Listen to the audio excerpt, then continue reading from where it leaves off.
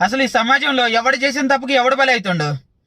ఒక బాధ్యత లేకుండా ఒకడు అర్ధరాత్రుల పూట దాకా తాగి నడి రోడ్ల మీద తిరుగుతా వాడు డివైడర్ను గుద్దుకొని చనిపోతే, వాడి బైక్ నడి రోడ్డు మీద పడితే ఆ బైక్ని తీయటం కోసం ఇంకో ఫ్రెండ్ పోయి వాడు పక్కకు లాగితే ఆ పక్కన ఆ బైక్ వచ్చి ఒక బస్సు గుద్దితే ఆ బస్సు గుద్దిన డ్రైవరు ఆ కింద బైక్ పడిందని తెలిసి కూడా మంటలు వస్తున్నాయని తెలిసి కూడా వాడు డోర్లు ఓపెన్ చేయకుండా వాడి ప్రాణాలు కాపాడుకోవడానికి బస్సులోంచి దూకితే ఎందుకు చనిపోతున్నామో ఎలా చనిపోతున్నామో తెలియకుండా 20 మంది దాకా చనిపోయారు. అంటే సమాజంలో ఎవడు చేసిన తప్పుకి ఎవడు బలైతుండు? ఒక బాధ్యత లేకుండా దున్నపోతలాగా నడి రోడ్డు మీద అర్ధరాత్రులాగా తాగి తిరిగిన ఒక పనికిమాలిన వెధవ వాడి బైక్ యాక్సిడెంట్ అవ్వటం వల్ల ఇప్పుడు ఎంతమంది చనిపోయారు?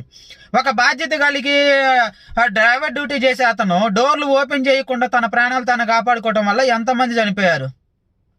సమాజానికి తెలియాలి.